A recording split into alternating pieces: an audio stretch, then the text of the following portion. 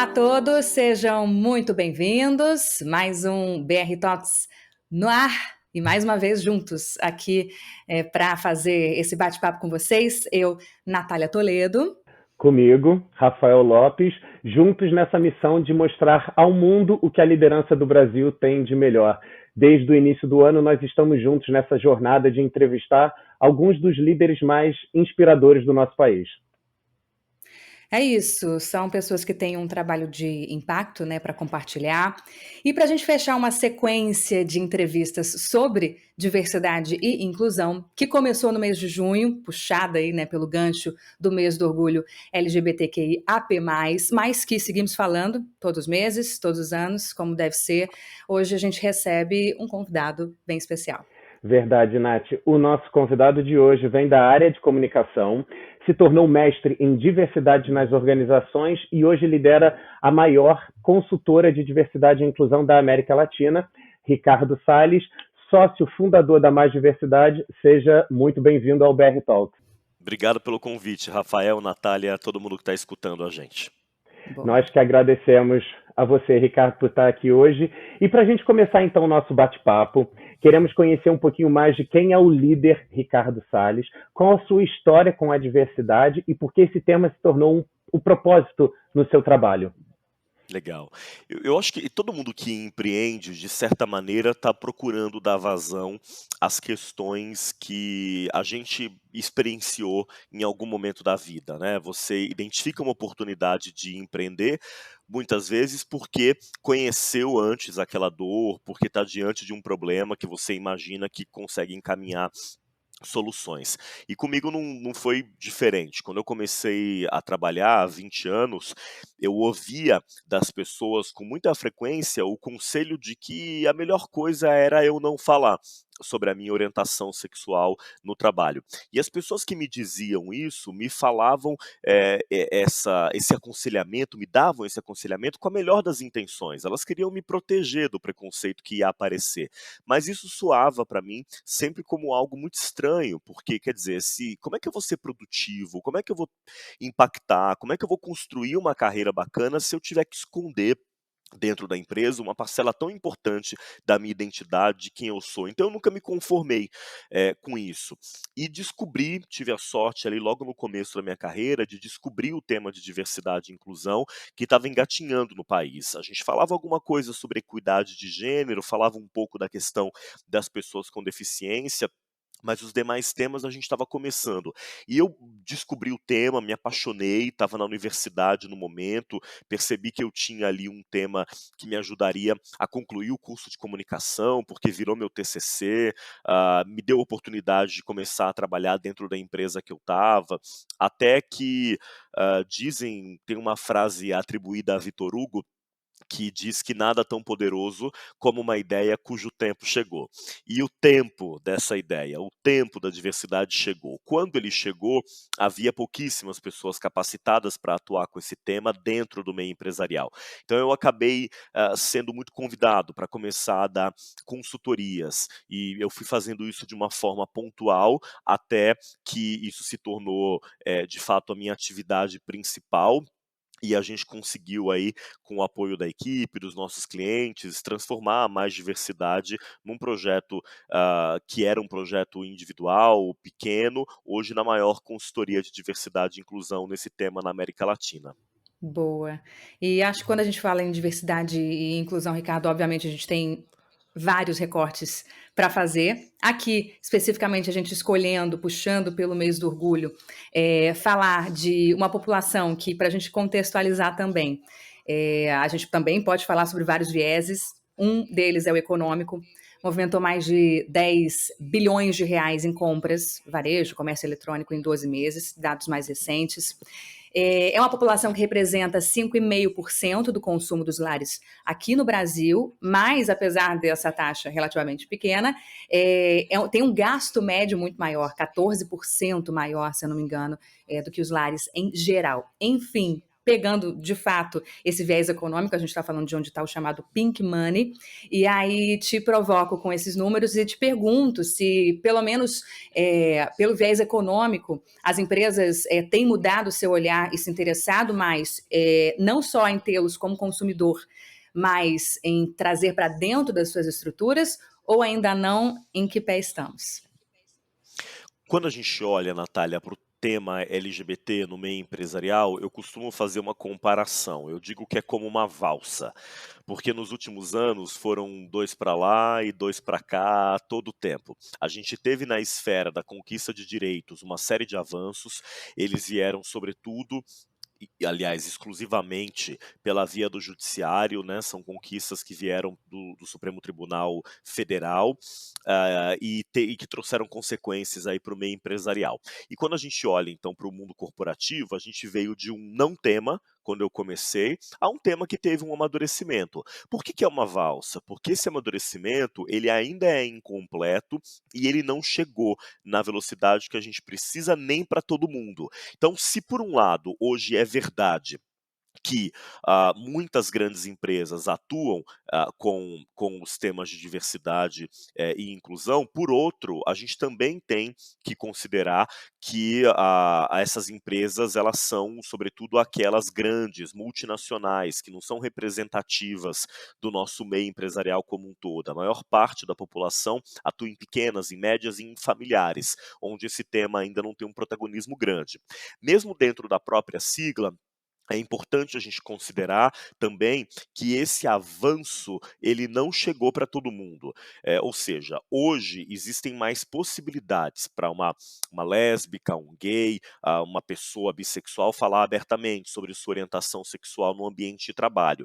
Mas no caso da inclusão de pessoas trans, por outro lado, o desafio ele já é mais intenso. Então eu diria assim, vamos celebrar os avanços, eles de fato aconteceram. Eu acho que uma das vantagens aí da idade é que à medida que o tempo passa, a gente vai ganhando essa perspectiva, esse distanciamento para conseguir reconhecer que houve muitos avanços, mas ao mesmo tempo pontuando que eles são incompletos.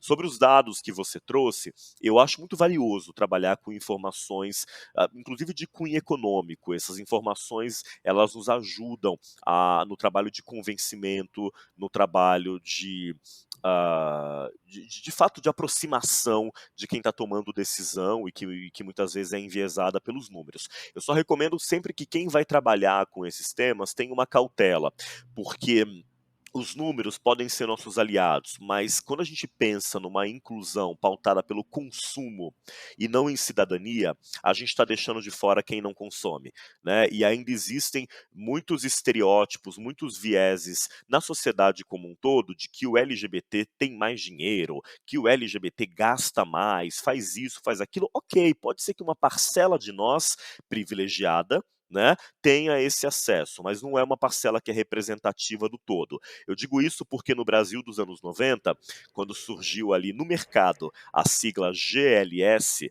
muita gente tem uma saudade danada dela, né? Eu ouço as pessoas dizendo, puxa, eu sinto falta, Era porque eu me mais curto. identificava ali com S, era mais curta, eu me identificava com um simpatizante, eu não tinha que decorar tanta letra, mas ela era uma sigla de mercado também, né? Era uma sigla falando sobre poder de consumo. E ela permitiu alguns avanços, mas ao mesmo tempo deixou de fora quem não tem grana para consumir. Então acho que são só os cuidados que a gente precisa ter, inclusive dentro das empresas, para que os dados sejam usados com consciência e com um olhar crítico também. Excelente. Verdade. Não, é verdade. Os números são sempre importantes, mas não podemos esquecer que eles estão refletindo um assunto que a gente está falando sobre seres humanos, sobre direitos, sobre respeito, sobre igualdade, sobre, enfim, sentimentos. E, Ricardo, falando então da cultura inclusive, como ela deve ser trabalhada dentro da empresa, em todos os viés, né? Não dá também para as empresas hoje em dia quererem ter diversidade e depois não saber como incluir essa diversidade dentro delas. Para se implementar de fato uma cultura inclusiva, o que você considera que pode ser feito de concreto nas empresas? Por exemplo, quais os caminhos que vocês na Mais Diversidade propõem para quem procura vocês enquanto consultora? Uhum. Eu acho que o primeiro passo é ter em mente que a própria presença da diversidade, Rafael, Natália, quem está aqui nos escutando, a própria presença da diversidade já é capaz de transformar o ambiente. Às vezes eu escuto de parte de algumas empresas uma ideia de que, primeiro eu vou cuidar do ambiente, primeiro eu vou arrumar a casa, deixar tudo em ordem, aí depois eu trago a diversidade para cá. Não é assim que funciona a vida não é tão processual, organizadinha, um passo de cada vez como a gente gostaria, e há que se considerar também que se eu trabalho num ambiente muito homogêneo, em que as pessoas têm características muito parecidas, mas esse ambiente se permite trocar com o novo, com o diferente, a chegada de novas pessoas ali já cria tensões no sentido positivo, né? No sentido de que reflexões que vão surgir ali, que debates, que reformulação de políticas que podem aparecer. Eu vou dar um exemplo para ilustrar isso que eu estou falando. Uma vez eu estava numa empresa que estava com uma questão relacionada ao vestiário. Porque numa parcela do meio empresarial, quando a gente olha para as grandes empresas, a questão do banheiro, do uso do banheiro, ela já está razoavelmente bem encaminhada, no sentido de que uma pessoa trans, por exemplo, vai usar o banheiro do gênero com o qual ela se identifica. Mas o vestiário, ele ainda traz algumas polêmicas, porque o vestiário é um lugar onde é muito comum que as pessoas circulem nuas. E aí nessa empresa, era uma fábrica, interior do Rio Grande do Sul, surgiu esse debate, porque havia uma pessoa trans trabalhando na operação.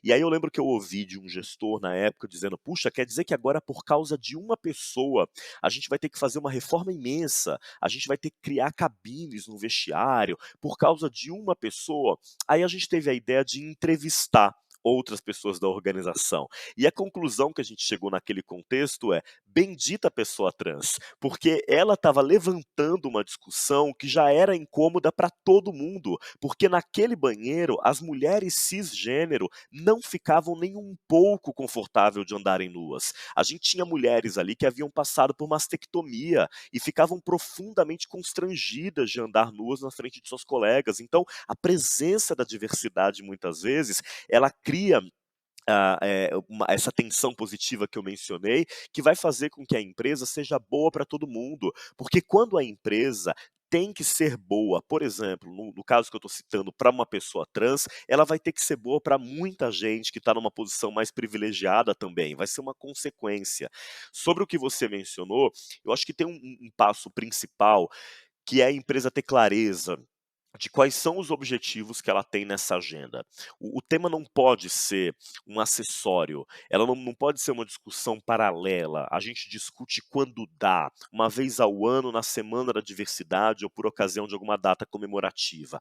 Tem que ter um olhar estratégico, quer dizer, dentro da minha empresa, da minha cultura, dos objetivos do meu negócio, o que que nós aqui achamos dessa pauta, que objetivos a gente tem, até onde a gente pretende ir, que caminhos que a gente pretende seguir. Isso é o que vai permitir, como um segundo passo, depois dessa definição de um objetivo estratégico, que eu possa pensar numa governança. Quer dizer, dentro dessa organização, como é que está a distribuição das atividades? Como é que está a questão das responsabilidades de parte a parte, da alta liderança até a base?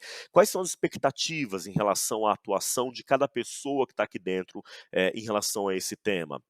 E isso vai permitir com que a empresa possa desdobrar suas iniciativas, na criação de metas, de compromissos públicos, de atrelar o tema à remuneração variável de executivos e executivas. Tudo isso pode vir como um estágio de maturidade.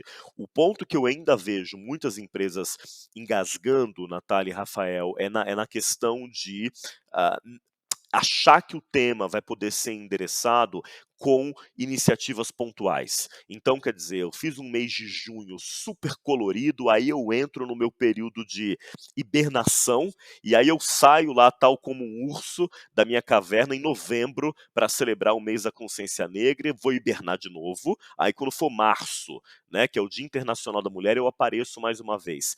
Essas iniciativas de comunicação, elas são louváveis, elas têm que acontecer. As empresas estão agora num trabalho que eu acho que é um trabalho civilizador, civilizatório de educar os seus colaboradores que não aprenderam essas questões na universidade, na escola, às vezes não aprenderam em casa. Então as empresas estão com uma missão pedagógica, mas que não basta. O tema tem que alcançar ali a gestão ao longo de todo o ano, de uma forma perene, garantindo que a gente tenha duas palavrinhas-chave sempre. A primeira é consistência, quer dizer, isso não fica preso a uma época do ano. A segunda é coerência. O que eu divulgo para fora é uma preocupação legítima da minha organização.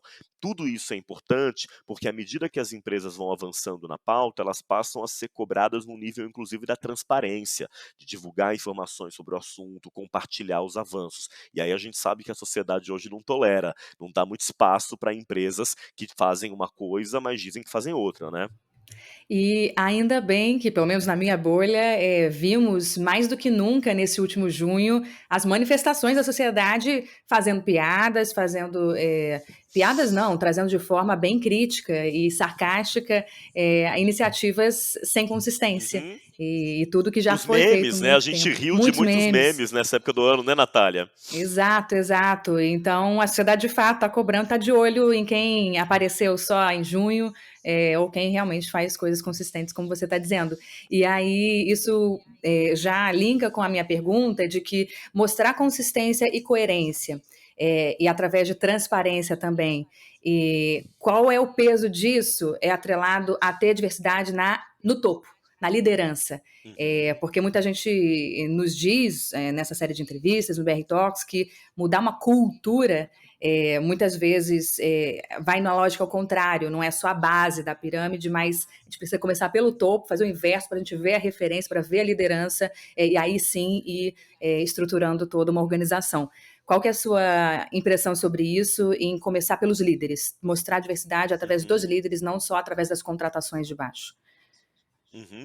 Eu acho que não dá para a gente desmerecer também o movimento que vem da base, porque Uhum, eu acho que às uhum, vezes se cria um uhum, falso binarismo entre uhum, top-down e bottom-up. Tem que ser uma coisa ou tem que ser outra. Eu já vi muitos casos de empresas em que a pressão da base foi tão intensa que a liderança se viu ali sem alternativa a não ser se aprofundar no tema. De todo modo, eu concordo que a gente não avança se não tiver essa alta liderança comprometida. É a alta liderança quem dá o tom dentro de uma organização, quem dá o exemplo e quem ajuda, sobretudo nos processos de transformação cultural, a guiar a organização. Quer dizer, esses são os comportamentos que a gente espera e que valoriza aqui dentro. Esses são os traços culturais que vão nos levar a atingir melhores resultados. E aí, pensando em alta liderança, é fundamental a gente formar essas pessoas, porque muitas vezes a gente está lidando com um grupo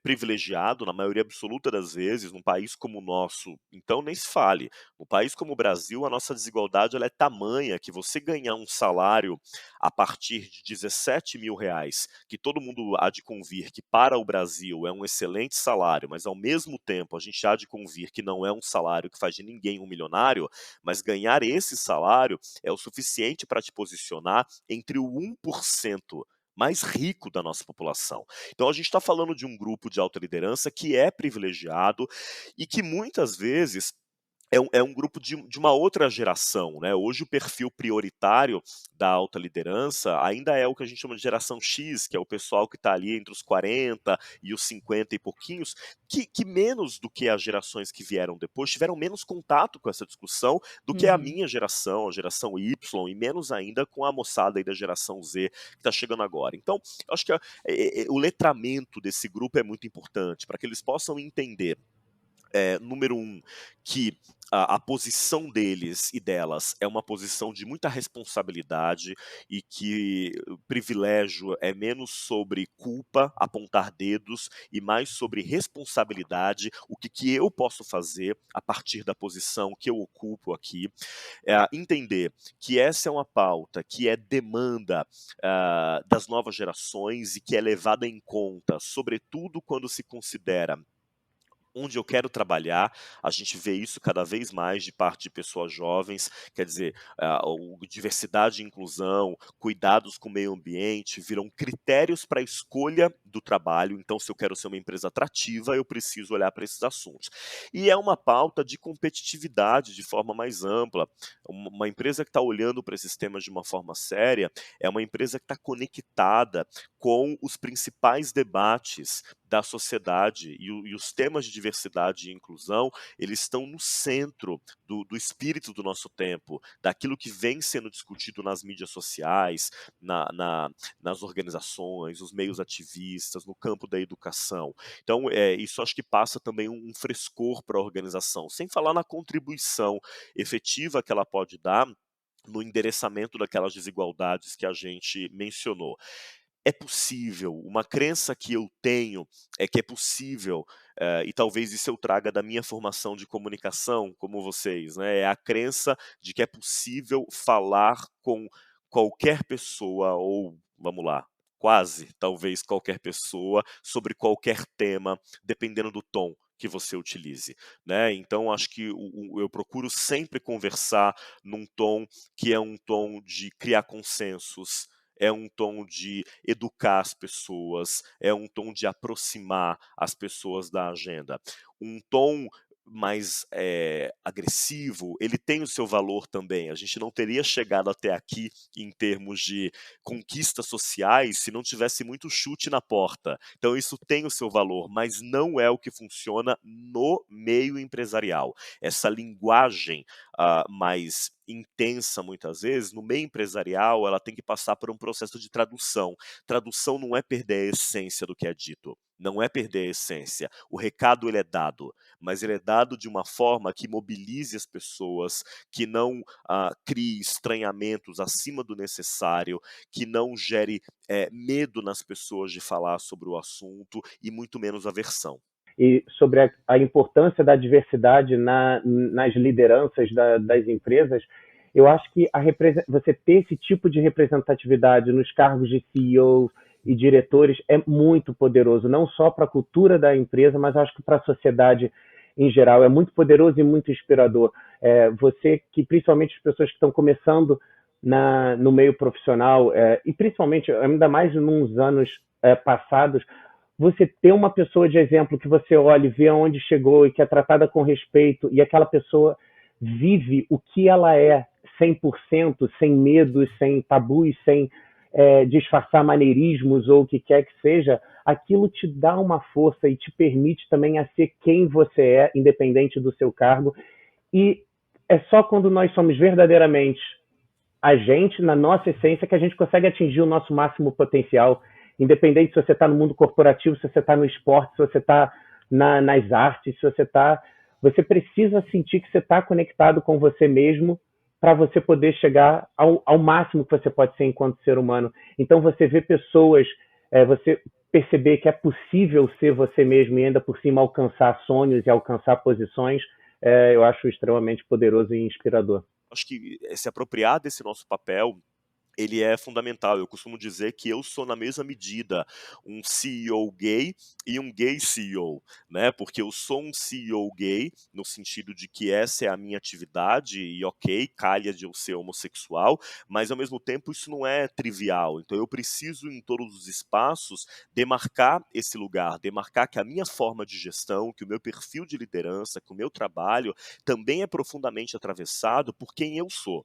Assim como homens e mulheres não vão liderar do mesmo jeito, assim como pessoas com experiências distintas não vão liderar do mesmo jeito, eu não vou liderar do mesmo jeito que a maior parte dos meus pares, que vem de uma outra estrutura, que vem de um outro referencial. Eu tenho os meus vieses também, eu não estou hierarquizando aqui, não estou colocando em posição de superioridade. Eu tenho os meus vieses, os meus defeitos, mas também tenho as minhas qualidades que advêm da minha identidade. Então, falar sobre isso abertamente é importante até para ampliar o imaginário das pessoas, para que aqueles e aquelas que estão vendo ali diante de si possibilidades muito restritas possam imaginar um horizonte mais alargado. É isso que a gente faz quando se coloca aí na posição de falar abertamente sobre ser quem somos. E fico feliz que hoje a gente tem no meio empresarial mulheres incríveis, pessoas negras com deficiência, pessoas LGBTs vocais, quer dizer, superando aquela ideia de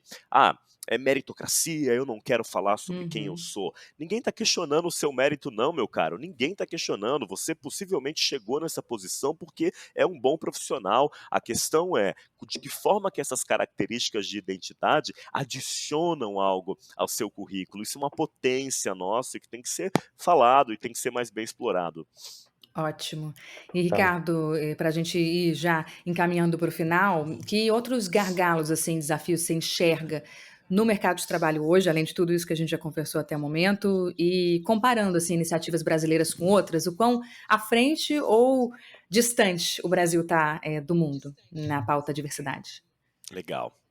Muito bom. De novo, Natália, é importante a gente fazer alguns recortes. O que mais importa para mim nesse primeiro momento é a gente entender que a pauta ela avançou muito no Brasil, mas ela ainda está restrita a grandes empresas. Eu falo isso porque senão a gente cai num lugar de acreditar que o meio empresarial inteiro está falando desses temas, quando o assunto ainda é muito restrito aos grandes centros urbanos. A gente tem, por exemplo, uma cena muito importante em São Paulo, a gente tem hoje cenas importantes também no Rio de Janeiro, em Belo Horizonte, em Porto Alegre, mas nas outras capitais, por exemplo, isso se enfraquece. Mas quando a gente olha para o que essas grandes empresas têm feito no Brasil, eu acho que é motivo para a gente se orgulhar. A lição de casa não está feita, falta muito a ser realizado, a velocidade ainda não é o que a gente precisa, mas o Brasil tem dado um exemplo importante. Isso vale tanto na comparação com os nossos vizinhos de América Latina.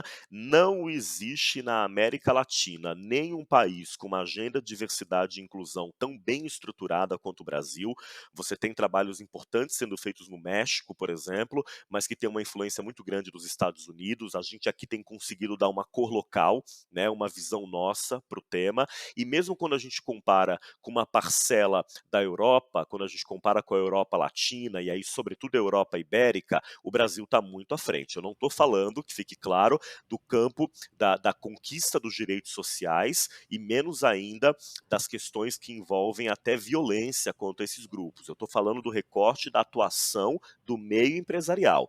Hoje o Brasil tem algo a ensinar para as empresas de Portugal, da Espanha, da França, de diversos outros países. Então acho que é algo para a gente de fato se apropriar, se orgulhar e trabalhar para que isso continue ganhando intensidade e que a gente possa, nesses próximos anos, inclusive, para finalizar aqui o meu raciocínio, contar com a entrada forte do Estado nessa pauta. Porque as empresas têm feito um trabalho importante, Rafael, Natália, só que não é responsabilidade exclusiva do meio empresarial olhar para esses temas. É uma Exatamente. responsabilidade compartilhada. As empresas fazem a sua parte, mas não serão as empresas quem sozinha vão dar conta do recado. A gente precisa urgentemente de políticas públicas e da atuação do Estado, porque é só governo, sobretudo o federal, quem tem capilaridade,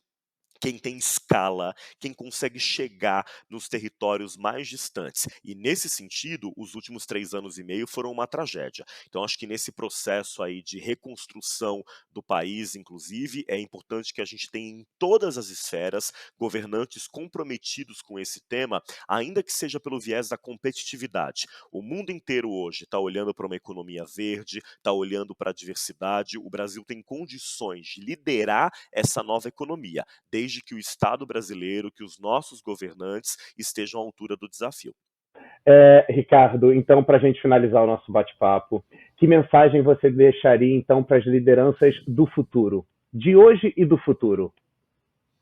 Eu diria que não tem grande diferença, porque o futuro nada mais é do que o resultado das decisões que a gente toma hoje, né? O futuro não está dado, o futuro ele é construído todos os dias. Quando a gente olha para os temas de diversidade e inclusão, os desafios eles são tão imensos que, a bem da verdade, não cabe muito a gente ter a expectativa de que estaremos todos aqui para vê-los resolvidos. Mas não deveria ser esse o objetivo. O objetivo é dar nossa contribuição, o objetivo é fazer a nossa parte, parte. Eu penso muito, Rafael e Natália, nessa questão geracional quase como uma passagem de bastões. O trabalho que eu faço hoje, ele só é possível porque os militantes da década de 70, 60, que tomaram muita paulada, inclusive no sentido literal da ditadura militar, abriram espaço para que figuras como eu e tantas outras possam trabalhar hoje. Então eu acho que nós aqui, na nossa geração, temos essa missão mesmo de facilitar o trabalho das gerações seguintes, que terão outros desafios, outras questões, mas naquilo que compete a nós, a gente não deixou uma dívida maior não, né? Vamos sair desse cheque especial, tentar deixar um dinheirinho aplicado aí para que as próximas gerações possam ter o caminho um pouco mais aberto e a gente possa, de fato, ter um país que explore todo, no sentido melhor da palavra explorar, claro, todo o seu potencial de uma forma sustentável, uma forma plena, garantindo direitos a absolutamente todo mundo. Exatamente. Ricardo Salles, sócio fundador, CEO da Mais Diversidade. Muito obrigada, excelente papo. Amamos. Prazer estar com vocês. Obrigado pelo convite. Obrigado. Obrigada, gente, pessoal, e claro, curtam, compartilhem, divulguem essa conversa. A gente conta com vocês e, claro, nos vemos no próximo BR Talks. Obrigada, gente. Valeu. Até a próxima. Até a próxima.